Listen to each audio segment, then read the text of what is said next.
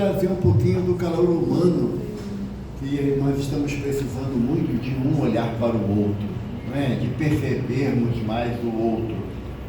E eu falava com o Ricardo antes, que eu realmente, eu não me sinto palestrante, eu sou falador, porque ele não arrumou alguém melhor.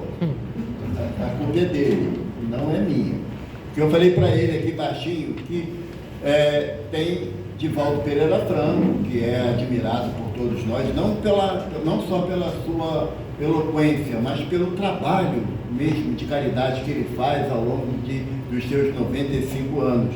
Então, Divaldo Franco está lá em Salvador. Não teve, mandou Evaldo Fraco para falar com vocês. Então, se tiver alguma coisa errada, a culpa do Ricardo e da Maria, né? Não é culpa minha, não. Nessa pergunta que eles nos passam, se todos os mundos se parecem, nós temos que fazer primeiro uma definição à luz da doutrina espírita, o que é mundo, o que é planeta. Planeta é uma constituição rochosa ou gasosa, dependendo de cada planeta, que gira em torno de uma estrela que tem, na nossa galáxia, aproximadamente 200 bilhões de estrelas. Coisa pouca, né? Se você contar que cada uma teria no mínimo 7 planetas, é só fazer a continha direitinho para saber quantos planetas aproximadamente tem na nossa galáxia. Mas com um novo telescópio, que foi enviado ao espaço, já saímos daquela percepção que teríamos aproximadamente 100 bilhões de galáxias. Esse número já não é mais correto, embora eles tenham medo de falar um outro valor para o absurdo que é o verso conhecido, né? Ou seja, hoje não estamos mais naquela percepção de universo, de um único verso, mas de múltiplos versos. Então, se são múltiplos versos, vamos ficar com o nosso verso conhecido, que já é uma encrenca danada para a gente. Porque quando você fala em mundos, a Terra é um planeta. Queira ou não, alguns irmãos, de forma esférica, não chata. Mas é uma questão que a gente não vai entrar em detalhe.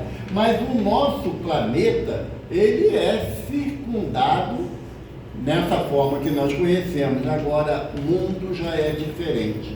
Quando você fala em relação ao mundo, você está aí envolvendo duas humanidades. A humanidade terrena, encarnada, e a humanidade desencarnada.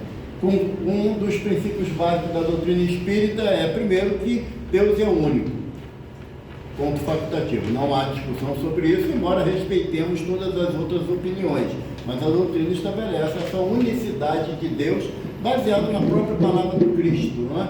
A outra é que a possibilidade da comunicação do plano espiritual com o plano material. Para que a gente inicie, uma pergunta básica: quem aqui acredita que tem um espírito? Por favor, levante a mão. Compraram onde o espírito de vocês? Pediram nota fiscal? Não. Pode vir espírito com defeito, não vem? Porque nós não temos um espírito, somos um espírito. E nós, enquanto nós não nos habituarmos a mudar a linguagem, a mudar a comunicação, que comumente o que a gente fala? Seu nome? Inglês? Tá bom. Eu vou me enrolar durante 45 minutos, mas o resto você enrola. Tá bom? Não, mas eu sempre escolho um para vítima. Sempre escolho. É o menino ali. Valeu? É o menino. Quando a gente tem um hábito da linguagem que extrapola uma realidade, por exemplo, o Whindersson fala amanhã eu guardo. Quando ele fala assim: eu fui dormir ontem à noite, o meu espírito foi num lugar esquisito. Não tem essa possibilidade.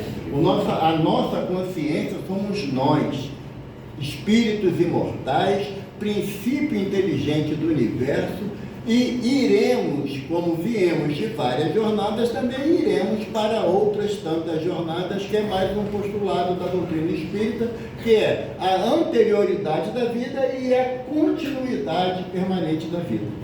Eu não gosto de ficar falando que o mundo espiritual é a pátria verdadeira, porque aí dá a ideia que eu estou vivendo uma mentira. A vida é uma só, estabelecida em dois ambientes ou duas formas energéticas de se apresentar. Então, quando a gente fala em mundo, nós estamos falando desses dois tipos de habitantes, desse planeta que nós estamos matriculados hoje. Então, quando se fala todos os mundos se parecem, é bem verdade que seria difícil essa compreensão. Por exemplo, o Inglisson é um garoto bonito, tem eu, e não entrei na fila da beleza antes da presente reencarnação. Mas ele é igual a mim? Não, não. Aos jovens, em particular, eu gosto sempre de esclarecer, não existe alma gêmea. Quem está procurando está no lugar errado. Existe alma algemada, aí é a decisão de cada um.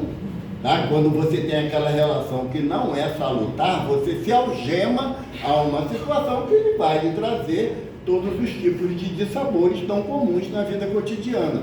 Se não existe alma gêmea, o que a doutrina está estabelecendo para mim? Que não existe dois Evaldo. Não. Dois Evaldo como personalidade, não pelo nome. O nome tem a função. Agora, duas personalidades com esse nome idêntica não existe. Porque Deus é tão legal, ele é tão sagaz, que ele não repete a forma. Sabe? Ele não repete. Eu vou fazer uma pergunta que eu sei que vai ter pouca resposta para ela, mas quando vocês tiverem tempo, pega a asa da barata. É a criação de Deus, gente. É a criação de Deus. A minhoca também é. Como a flor também. Mas você pega a asa da barata, ela tem a característica única, como você tem na sua digital, como você tem na íris do olho. É único. É indivisível essa característica. Ela tem próximas, mas não idênticas. Se no mínimo, que é a asa da barata, não há identificação de identidade, por que nos mundos teria? Primeiro, o mundo terreno, ele é constituído por quem? Hoje, fisicamente, aproximadamente 8 bilhões de irmãos encarnados, certo? Emmanuel, na obra A Caminho da Luz, diz que apenas 1/3 da humanidade associada ao progresso moral do planeta está encarnada. 1/3. Então, se 1/3, aproximadamente 8 bilhões, tem mais, no mínimo 16 bilhões no plano espiritual, aguardando a oportunidade de uma nova existência. Então, somos aqui congregados no planeta Terra, estabelecendo que é o mundo terreno, cerca de 24 bilhões de espíritos. Eu contribuí bastante, porque eu tenho 5 filhos. Né, amor? Então, contribuímos bastante com a densidade demográfica. Porém, no plano espiritual, uma outra infinidade de espíritos em diversos graus de progresso moral. Nessa percepção de progresso moral, o mundo, para nós que estamos encarnados, ele tem a limitação do conhecimento. Você chega para uma pessoa que mora no interior do Brasil, em qualquer estado, vamos botar Minas Gerais, que é um estado bem grande, né? Lá no interior de Minas, falar para ele da beleza da praia de Copacabana, ele vai tentar imaginar essa beleza, mas só vai ter essa possibilidade a partir do momento do contato, ao menos visual. Não é? E nessa percepção nós temos uma variedade de intenções ou de identificação acerca do nosso próprio planeta, no planeta que nós habitamos, nessa existência ou em diversas existências. Não há possibilidade de se estabelecer que assim, o Evaldo já reencarnou aqui na Terra tantas vezes. Não dá para a gente estabelecer isso. Supomos que várias vezes tive a oportunidade de aqui reencarnar. Supomos. Mas para que a gente estabeleça essa possibilidade de semelhança entre os planetas, nós temos que contar o progresso, a evolução geológica, material do planeta que nós habitamos. Nós tivemos, segundo Emmanuel coloca para a gente no Caminho da Luz, 5 raças-mães que originou tudo isso que está aqui agora. Né? Sendo que das 5, 2 aqui já estavam estabelecidas, que é a raça-mãe chinesa, ou chamado de amarela, a raça-mãe negra, já estavam aqui estabelecidas. O restante vieram aos poucos compondo a humanidade terrena. Nessa composição, espíritos de diversos níveis de progresso moral. Por exemplo, quando o Ricardo veio lá do sistema de Capela, já ouviu falar de Capela, né? Lá do sistema de Capela, expulso. Não foi convidado. Não, assim, totalmente preso. Algema. Isso, tipo assim, algema me manda para qualquer canto, né? Quando nós fomos expurgados do sistema de Capela para o planeta Terra, nós viemos trazendo o que? As nossas percepções intelectuais. Quando nós chegamos aqui, cantamos o Ingridson, aqui, o Ingridson ainda não sabia nem que tinha roda. Não sabia que poderia produzir fogo. Ele não tinha nenhuma percepção de relação social. Aí o Ricardo falou para ele e falou assim, rapaz, para com isso, comer carne crua faz mal. Tem gente que gosta, né? Mas faz mal. Aí o Ricardo começou a ensinar ele a fazer fogo, batendo 2 pedras específicas, estabelecendo o fogo. O que isso quer dizer? Que à medida que o progresso intelectual foi chegando aqui no planeta, começou a haver também a percepção do que nós tínhamos aqui no planeta Terra. E essa percepção, ela vai se alargando até o dia de hoje, e quando você vê um documentário na televisão sobre determinadas regiões do planeta, você se extasia pela beleza. Se aqui, nesse mundinho azul, que em relação a Júpiter é uma bola de bilhar, e a Terra a cabeça de um alfinete, né? A proporção de tamanho de um para outro. Existe tanta diversidade aqui, imagine nos planetas, ou imagine nos mundos siderais que habitam o universo. Temos dificuldade dessa compreensão? Temos. E Emmanuel vai nos auxiliar. Por que nós temos essa dificuldade de entender? Primeiro que a gente acha que habitantes de outro planeta têm que ser pequenininho, cabeçudo, com 2 antenas. E verde, de preferência se for de Marte. Outro lugar pode ser de outra cor, mas Marte tem que ser verde. É lógico que isso daí a gente agradece à imaginação de Steven Spielberg, mas não quer dizer que corresponda à realidade. Porque nós não estamos falando de irmãos encarnados no plano material, estamos falando do espírito, e o espírito é espírito, princípio inteligente do universo, centelha divina da criação, em qualquer quadrante que você possa passear, nesse criatório divino. E Emmanuel fala para a gente, para que a gente estabeleça um limite de entendimento, que o progresso espiritual, ele não se concretiza numa única oportunidade na esfera física. Emmanuel fala para a gente que cada galáxia, lembra que eu falei que a nossa galáxia tem aproximadamente 200 bilhões de estrelas, cada galáxia oferece condições que o espírito, criado simples e ignorante, como está na Gênesis de Moisés, que todo mundo aqui lê a Bíblia, não lê? Só a minha irmã lê. Eu vou só falar uma coisa, não tem como entender doutrina espírita sem ler o Evangelho. Não tem como entender o Evangelho sem ler a primeira revelação ou o Velho Testamento. Não tem como entender o Velho Testamento se não conhecer tradição hebraica. Então, se a gente não lê, a gente tem dificuldade de compreensão. Aí vai para a teoria dos Chutágoras. Eu acho que é isso, eu acho que é aquilo, e assim segue adiante. Mas Moisés fala lá na Gênesis que o homem foi criado simples e ignorante, não é? Capítulo 1 da Gênesis, se eu não me engano, versículo 26, se eu não me engano, né? Façamos o homem à nossa imagem, à nossa semelhança. Capítulo 2, versículo 7, e Deus soprou nas ventas e o homem tornou-se ser vivente. Então, esse processo de criação do espírito, do ser imortal, Emmanuel fala que ele segue um roteiro que é incapaz de um espírito na condição de Emmanuel, olha só, de Emmanuel, de estabelecer o início e a projeção para o futuro. Emmanuel diz que ele não tem condições disso. E olha que eu sou Apaixonadão por Emmanuel, como Emmanuel é por Paulo de Tarso, né? É aquela sequência natural, né? Que Paulo de Tarso é o mentor espiritual de Emmanuel. Então, a minha casa é Chico Xavier, que é Emmanuel era o mentor. Então está tudo interligado. A gente é irmão, Ricardo, na boa.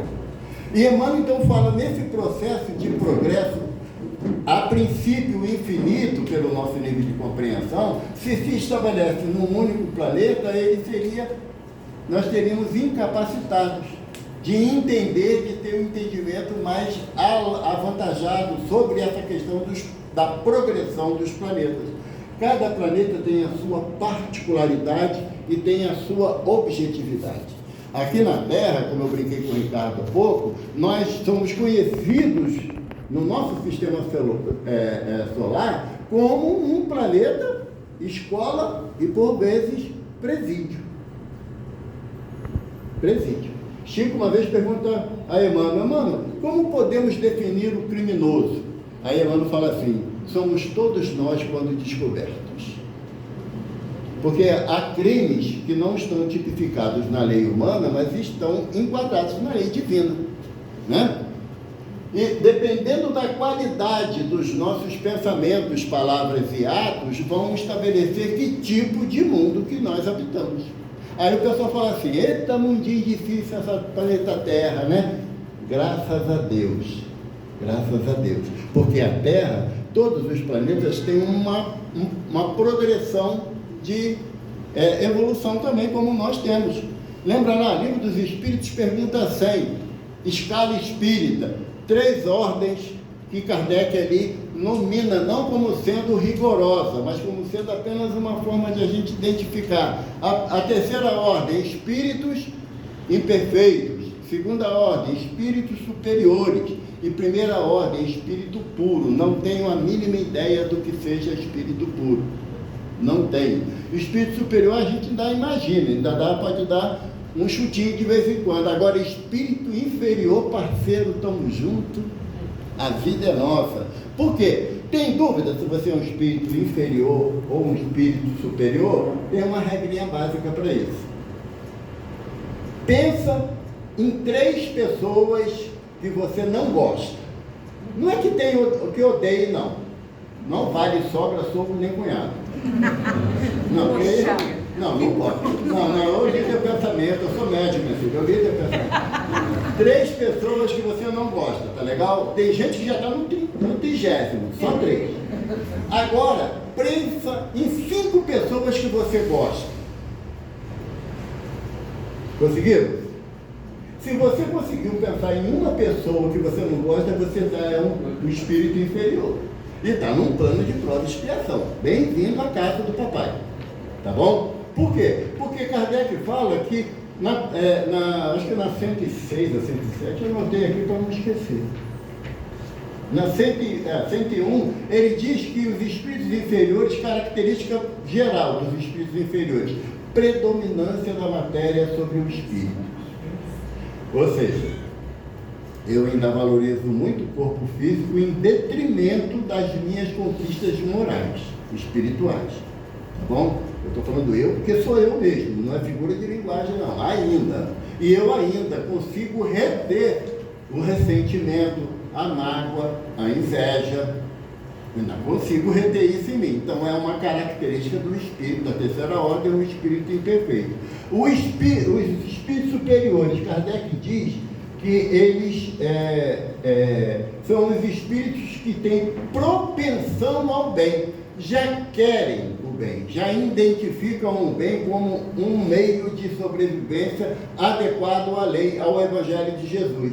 Então, aquele que já é um espírito superior vai responder igual o Chico. Perguntaram ao Chico, Chico, você tem algum inimigo? Ele, graças a Deus, não. Mas você tem muitas pessoas que não gostam de você. Ah, meu filho, isso é problema deles. O problema é meu quando eu não gosto de alguém. Viu? Assim, se alguém fala, pô, não gosto do Evaldo, grande coisa, eu não gosto de você, é bala trocada, né? Tomará da cá. Eu, pelo menos, estou nesse nível de percepção. Então, os espíritos superiores, não. Eles já identificam a necessidade do amor. E os espíritos puros é total domínio sobre a matéria. Quer dizer, não há a mínima possibilidade de pensar mal de nada nem de ninguém. De nada nem ninguém. Até Emmanuel, numa alusão, ele fala que ele coloca para gente que espíritos da categoria de Maria de Nazaré estariam na condição de espírito puro, porque já sabe exercitar o amor numa intensidade, como o nosso benfeitor Paulo de Tarso coloca lá na carta aos Coríntios, primeira carta dos Coríntios, aos Coríntios, capítulo 13, né? A excelência do amor.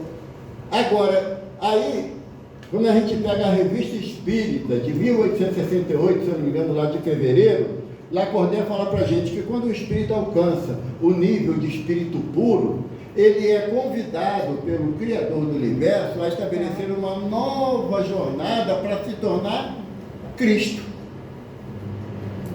Viu por que é difícil entender Jesus? Porque ele está numa camada de percepção que extrapola todas as nossas visões materiais, os nossos desejos materiais. Ele já vislumbra os mundos que a nossa imaginação sequer consegue ser atingida. E aí Emmanuel fala para a gente o quê? No Caminho da Luz, que os sistemas solares que Jesus fez a sua evolução não existem mais. Os sistemas solares. E se a gente for buscar auxílio da ciência humana, diz que um sistema solar dura em média de 10 a 12 bilhões de anos. E se os sistemas solares que Jesus fez o seu progresso já não existe mais, aí o Evaldo, para poder fazer uma conta que a mente dele pudesse avalizar, estabeleceu que seriam 5 sistemas solares que Jesus fez o seu progresso moral até chegar à condição de Cristo, porque Cristo não é sobrenome de Jesus, né?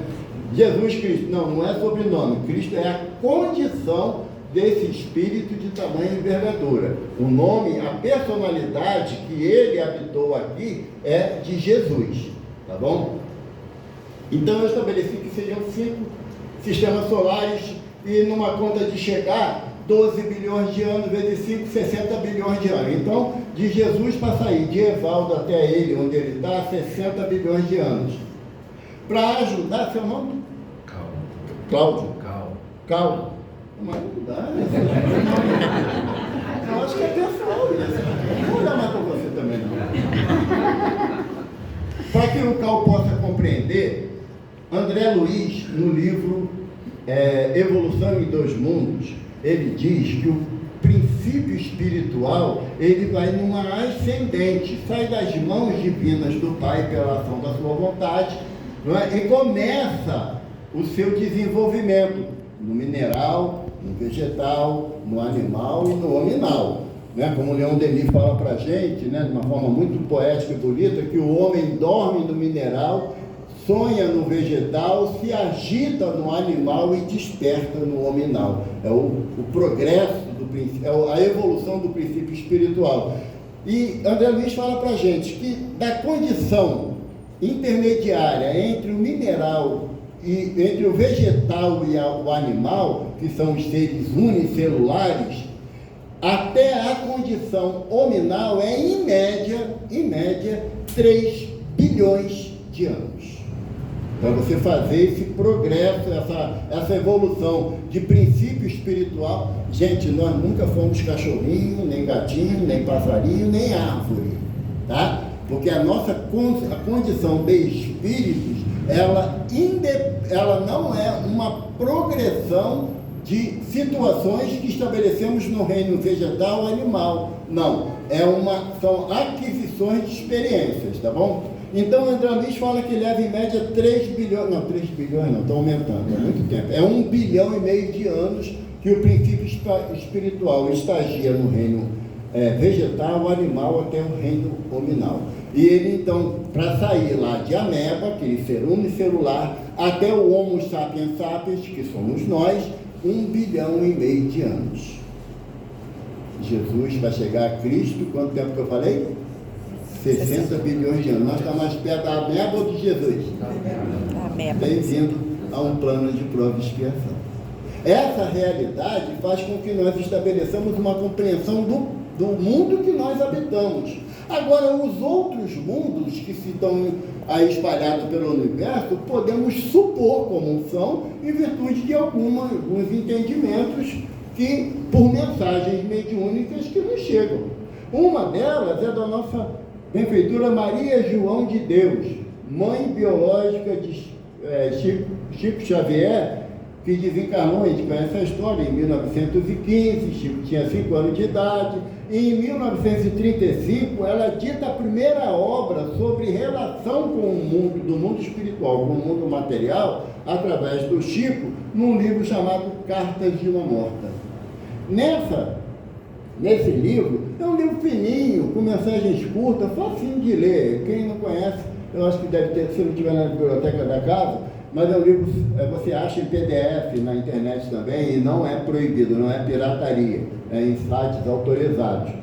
E nesse livro ela diz que quando na matéria, apesar da sua forma rústica, que ela era uma mulher analfabeta, até pela circunstância de nascimento, com a dificuldade natural da mulher do início do século XX, ela, no final do século XIX que ela nasceu, ela sempre foi e se sentia extasiada em olhar à noite para o céu e ver aqueles pirilampos que os homens de ciência chamavam de estrelas.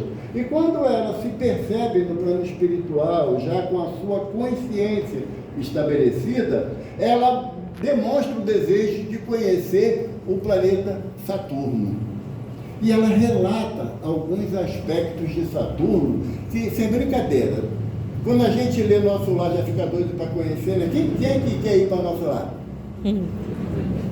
É só desencarnar agora. Ó. Só agora. Não, porque encarnado não dá para ir, tem que desencarnar primeiro. Não vai se matar, né? Não, também não vai na Terra também. Aí que não vai mesmo, né? Aí vai pro lar dos outros, não pro nosso, né? Então ela começa a relatar como é a vida em Saturno. E ela diz que as flores em Saturno emitem música. Música? Quando a flor desabrocha, é uma sinfonia da natureza louvando ao Pai Criador. E ela fala de vários aspectos, uma coisa muito bonita, muito bacanamente. Aí você fala assim, gente, deve ser legal, né? Ela diz que em Júpiter, a média de anos da criatura que reencarna em Júpiter é de 500 anos. E a infância dura 6 meses. Olha só que beleza. Né? A gente tem hora, acha que nossos filhos já crescem demais, né? Neto eu tenho certeza que cresce rápido demais. Filho eu tinha dúvida. Agora neto eu tenho certeza absoluta que no outro dia era bebê. Mesmo semana que vem nasce mais um netinho lá para a família, graças a Deus. E daqui a pouco já está andando de bicicleta por aí. É uma velocidade incrível. Mas lá em Júpiter leva 6 meses a infância. E a criança, ela já começa a perceber e a conversar com os espíritos, ainda em tenra idade, com uma naturalidade absurda. Aqui, se os nossos filhos, nossos netos falarem que está conversando com um amiguinho invisível, a gente entra em pânico e traz para o passe, né? Para evangelização. Olha, deixa aí preso aí tomando passe até amanhã para ver se melhora essas coisas. A gente ainda tem dificuldade, apesar de estudarmos a doutrina espírita, de entender a interação do plano espiritual com o plano material. E só a título de informação, Kardec fala para a gente no livro dos médiuns que o plano espiritual se acotovela com o plano material. A quantidade de irmãos espirituais que nós temos aqui reunidos, mas dá de lambuja na gente aqui com um corpo físico. Por quê? Porque a oportunidade de se falar sobre a realidade da vida espiritual ainda é rara no nosso planeta. Não estou dizendo no nosso país, no nosso estado, não, no nosso planeta. Ainda tem-se a ideia de algo maravilhoso, algo sobrenatural, quando a doutrina nos esclarece que não existe nem o maravilhoso, nem o sobrenatural. Leon Denis fala para a gente que só é mistério aquilo que não foi estudado ainda. Então a nossa proposta aqui é de estudo, é de estabelecer um nível de entendimento, que existem tantos planetas quanto a vontade criadora do Pai, que é inimaginável. Se nós falamos que existem aqui no nosso sistema, na nossa galáxia cerca de 200 bilhões de estrelas, É incalculável a possibilidade de estabelecermos a quantidade de planetas. Se falamos que Kardec nos apresenta a escala espírita dividindo de forma didática, mas não de forma rígida, em 3 ordens a escala espírita, é apenas que estabeleçamos no nosso íntimo essa identificação.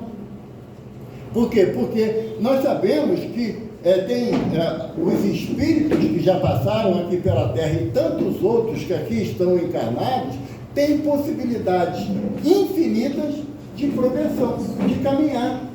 Mas aí o que acontece normalmente? Eu fico mais preocupado com quem está ao meu lado ou quem está atrás de mim e esqueço de caminhar em frente. Qual é a proposta da doutrina espírita de nos reunirmos? Um sábado, final de tarde, tempo chuvoso, é para quê? Para que a gente estabeleça uma nova forma de interpretação daquilo que Jesus nos trouxe. E quando Jesus fala para a gente, na casa do Pai, pois é, já tem uma outra interpretação acerca dessa frase de Jesus, porque o Evangelho de Jesus, ele foi escrito em grego, e grego koiné, que era o grego da época, um grego muito limitado de vocabulário. E a palavra que foi utilizada pelos apóstolos para escrever essa frase, eles já identificam que a palavra não é morada, mas sim cômodos. E ela é mais correta. Por quê? Porque se na casa do Pai, onde é a casa de Deus? É toda a criação. Se é toda a criação, então só tem uma casa. Agora, cômodos tem vários, não é? E é Jesus quem nos dá outra dica disso, porque ele fala assim, André pergunta a ele, mestre, onde devemos orar ao Pai? No templo, nas sinagogas ou nos campos? Aí Jesus fala, quando quiseres orar ao Pai, recolhe-te ao silêncio do teu cômodo, do teu quarto, e aí vem a encrenca.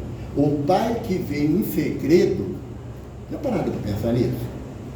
Que tudo que você pensa e deseja, Deus sabe. Tudo. E olha só, e Emmanuel fala para a gente, lá no livro Pensamento e Vida, que ele diz que é uma pequena cartilha, né, que é um livro difícil para mim pra caramba, mas no capítulo 2 tem um capítulo, é a vontade. Emmanuel fala que a primeira criação do espírito é o desejo. É a primeira criação.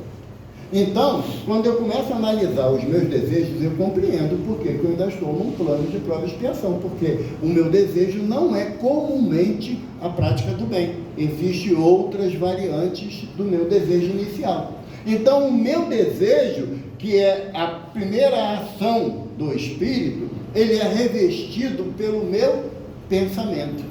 Até ler essa obra, eu identificava que o pensamento era a primeira ação do espírito. Aí Emmanuel veio me corrigir. E nesse pensamento que eu visto, ou seja, eu dou forma e cor ao meu desejo, eu tenho uma outra ação, que é a vontade. Desejei, plasmei pelo pensamento, tenho a vontade, posso realizar ou não de acordo com os meus valores morais, tá bom? Depois da vontade vem a ação. Então a ação é o último passo lá do originário desejo. É por isso que o espírita sabe que não pode dizer que falei sem pensar. Não há essa possibilidade. Não há. Porque Kardec fala para a gente na Gênese que o pensamento é mais rápido do que um raio. O que Kardec quer falar? À época, em 1867, quando lançou a Gênese, ainda não sabia a velocidade da luz. Aí foi Einstein que trouxe com a teoria da relatividade. E a velocidade da luz, ela é o quê? 300 mil quilômetros por segundo. Então, o pensamento é mais rápido que isso.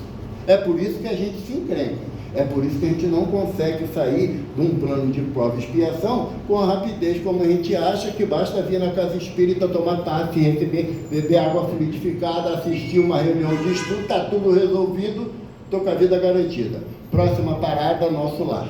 E quem sabe a Aurora Nova, onde morava a mãe de André Luiz, né?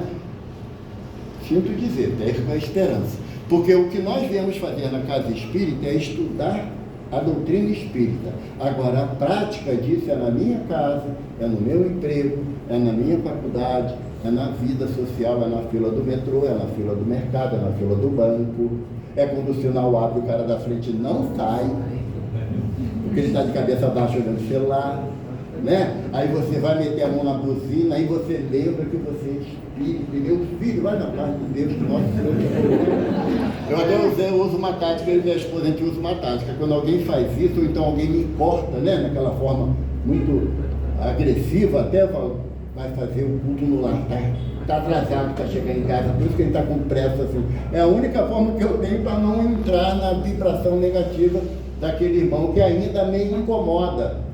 Então, a propriedade que a Casa Espírita nos oferece é a análise da minha situação íntima.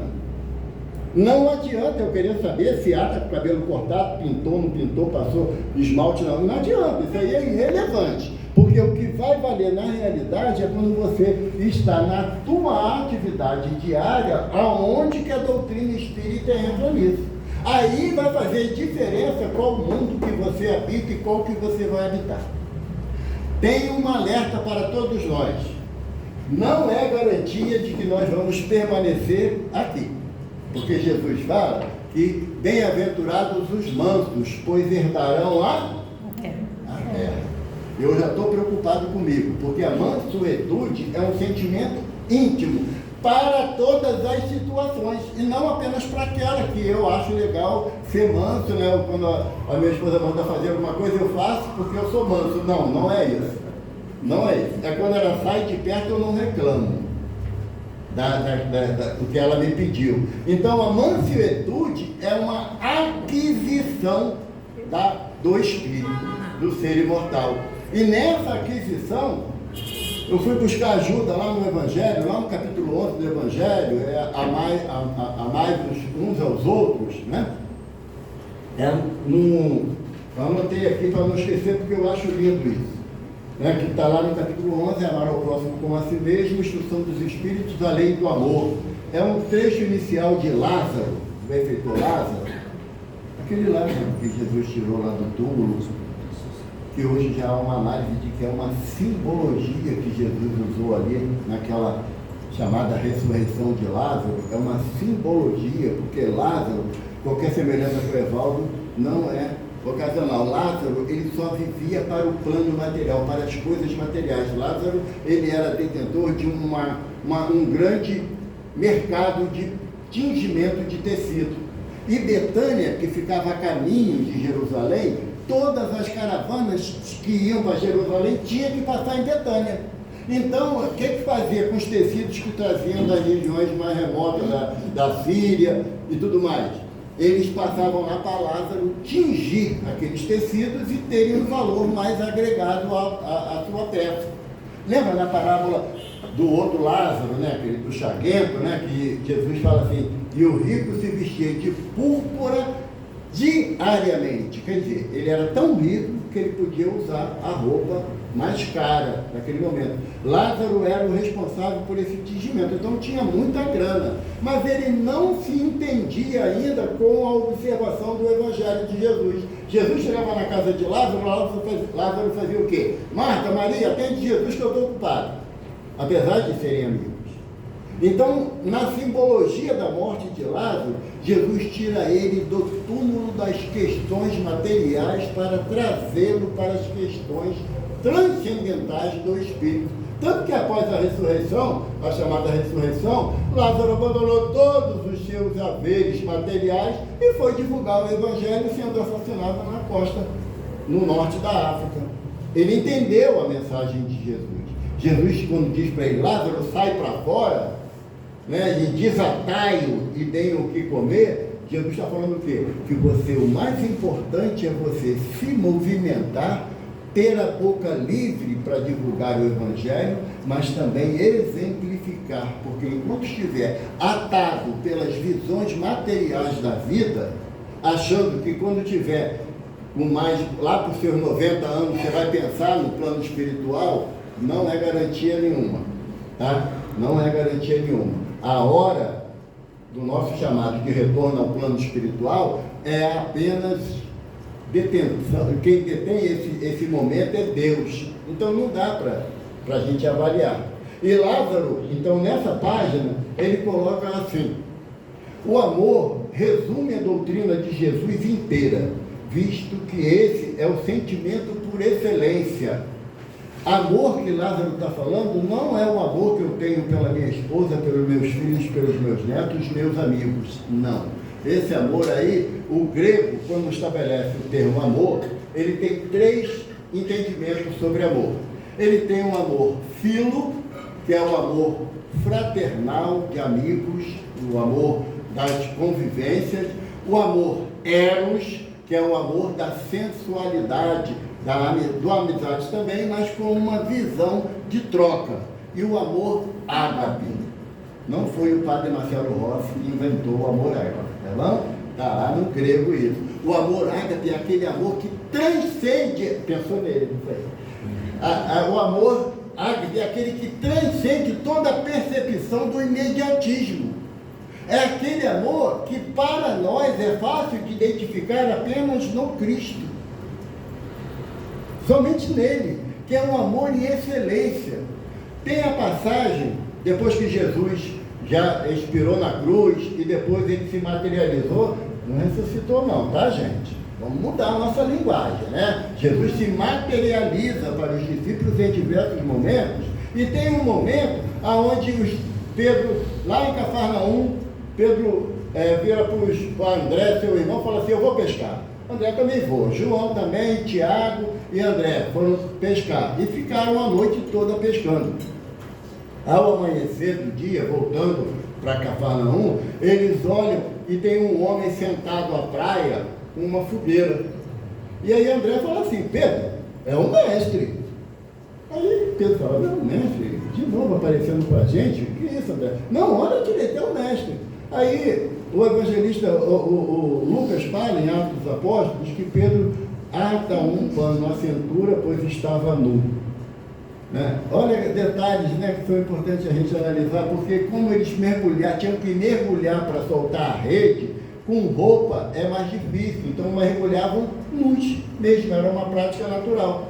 Né? Pedro ata um pano à cintura, se joga na água e vai nadando. E os discípulos que estavam a cerca de 150 metros da praia vão remando. Quando chegam lá perto, Jesus fala: tendes o que comer? E eles falam: não, senhor, pescamos a noite toda, nada encontramos. E Jesus falou assim: acercai-vos. Ele estava lá com um peixinho já na brasa, deu uma encrenca aí, Jesus não comia carne. Gente, o que mata o homem não é o que entra pela boca, mas o que dela sai, né? A gente não aprendeu isso ainda. Cada um tem a sua decisão, a sua disciplina, que não está na regra de ninguém seguir essa ou aquele porque é melhor ou pior, não existe isso. Então, aí estão lá com Jesus, sentado à beira. Jesus chama Pedro e fala assim: Pedro, tu me ama? Eu não sei como seria o verbo na forma imperativa, o ágape, né? Eu não sei. Então aí a gente faz a associação. Jesus pergunta a Pedro: você me ama o amor ágape? Pedro fala assim: não, Senhor, eu ainda tenho um amor por ti, filho, um amor de irmão, de discípulo para mestre. Jesus fala: apacenta minhas ovelhas. Manda mais um pouco. Jesus fala assim: Pedro, você me ama mais do que eles? Apontando para os outros discípulos. E Pedro, já envergonhado, fala assim: Senhor, eu não consigo desenvolver esse amor que tu tens por mim, ainda sou muito pequeno ainda. Jesus fala: apacenta minhas ovelhas. E mais uma vez Jesus fala: Pedro, tu me amas? Pedro começa a chorar, porque Pedro associou as 3 perguntas de Jesus às 3 negativas dele, lá no pátio da casa de Anás. Quando perguntam se ele conhecia o mestre, ele por 3 vezes negou e tinha sido alertado por Jesus que aconteceria. Nós também não somos alertados pelo Evangelho quanto às nossas condutas indevidas? Não somos? Ou alguém aqui acha que perdoar o inimigo ainda é para o outro, não serve para mim? Se eu já sei que eu tenho que perdoar, então tem que servir para mim, porque é o nível de consciência. Pergunta 621 do Livro dos Espíritos: onde está escrita a lei de Deus? Na consciência. Não dá para a gente mais dizer que a lei de Deus está nos 10 mandamentos de Moisés, que é mentira nossa. A gente sabe que não está. Por quê? Porque a nossa consciência nos diz que ela é muito mais abrangente do que a terminologia utilizada por Moisés. Então, quando Jesus pergunta a ele pela terceira vez, ele começa a chorar e fala: ah, Senhor, tu sabes que eu te amo, mas ainda da forma do irmão, do amigo. E Jesus fala para ele de novo: Pedro, apacenta minhas ovelhas. Então, o sentimento que Jesus espera de nós não é o amor interesseiro, que eu ainda tenho. Se Jesus atender minha súplica, eu sou fiel a Ele. Se não atender, eu sou contra Ele. Porque fé e crença são sentimentos diferenciados. Está acabando o tempo, você não me avisou. Eu sou aposentado. Não trabalho. A esposa trabalha segunda-feira, então eu posso ficar. Ela vai embora e fica. A nossa percepção em relação aos planetas, aos mundos que nós habitamos, está intrinsecamente ligado àquilo que eu faço aqui. Não dá para sonhar com o nosso lar. Se eu conseguir chegar ao posto de socorro da família do senhor Barcelos, que está lá no livro do Mensageiro, depois dá uma lidinha lá. É lá no umbral o negócio, umbral grosso, brabão mesmo, aonde ainda eu me adequo melhor aos meus pensamentos. Porque se eu começar a querer pensar que eu vou para Júpiter, vou para Saturno, eu estou fora da casinha. Eu não estou entendendo qual é a proposta da doutrina, porque eu estou encarnado aqui no planeta Terra. A minha realidade hoje, por mais que eu não goste, é de estar num plano de prova e expiação, não por castigos de Deus. Porque a reencarnação não é para expiação. Se nós tivermos um pouquinho de paciência, na pergunta 132 do Livro dos Espíritos, Kardec pergunta o objetivo da encarnação, e os Espíritos respondem: para uns prova, para outros missão. Não entendendo a prova, transformamos em expiação. Mas é prova ou missão. A expiação é pela minha rebeldia. Por quê? Eu sempre gosto de fazer a metáfora da parede com o meu dedinho mínimo do pé. Se toda hora que eu for passar ali na porta eu chutar a parede com o dedinho mínimo, alguém vai sentir dor por mim? Tem como alguém falar assim: Evaldo, não chuta mais aí, e eu observar essa orientação? Eu não observo. Quando eu chego à conclusão que eu tenho que desviar um pouco o pé para a direita para não mais chutar a parede, o meu dedinho para de doer. E aí, quando ele para de doer, eu falo assim: mas eu sou muito ignorante mesmo, que mesmo sabendo que essa ação me traz sofrimento, eu não parei antes de fazê-lo. Assim é com ressentimento, com a mágoa, com raiva, de uma forma mais doente, com ódio. Enquanto eu não estabelecer um basta para mim, no meu coração, desse sentimento, os mundos vão se parecer. Porque não é uma questão de presença física, mas de consciência. Um exemplo: você tem um amigo que você só que é amigo dele, ele não é seu. Aí você vê que você não tem parâmetro para colocar limite nessa amizade. Você é sempre explorado por esse amigo. Aí você resolve: um dia eu vou mudar, vou lá para São Paulo, porque só assim eu fico longe de fulano. Quem você vai se aproximar lá? Daqueles que lhe são semelhantes. Se você não sabe impor limite a alguém aqui no Rio de Janeiro, você não vai saber impor limite a alguém lá em São Paulo. Então a proposta que a doutrina me faz é que não são todos iguais os mundos, não são semelhantes. Eles são de acordo com o meu entendimento da prática moral do Evangelho.